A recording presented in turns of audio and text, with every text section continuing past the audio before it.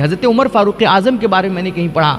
کہ وہ جب کبھی اپنے گورنرز کی میٹنگ کرتے تھے اور اپنے وزیروں مشیروں کے ساتھ بیٹھ کر کے کوئی کسی مدعے پر ان کو جب بات کرنی ہوتی تھی تو جب کبھی وہ میٹنگ بلاتے نا تو اس میٹنگ میں سب سے پہلا مدعا جو وہ رکھتے تھے اور سب سے پہلا سوال جو اپنے حکمرانوں سے، وزیروں مشیروں سے، گورنروں سے کرتے تھے وہ یہ ہوتا تھا کہ بتاؤ تمہاری نمازیں کیسی ہیں۔ اب ہمارے نزدیک یہ کوئی مدعا ہے، ہمارے نزدیک یہ کوئی ایجنڈا ہے، یہ بھی کوئی پوچھنے کی چیز ہے؟ ارے بھائی ہم گورنر ہیں، ہم تو کرسی والے ہیں، ہم تو عہدے دار ہیں،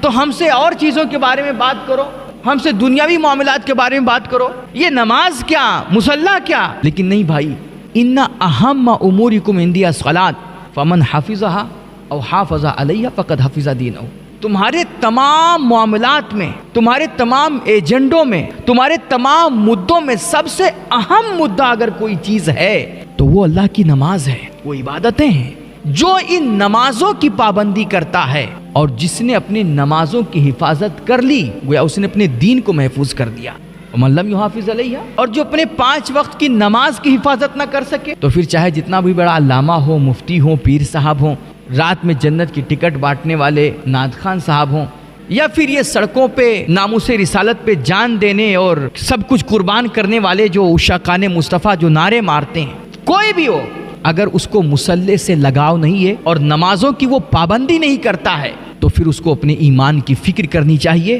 اس کا اسلام خطرے میں ہے۔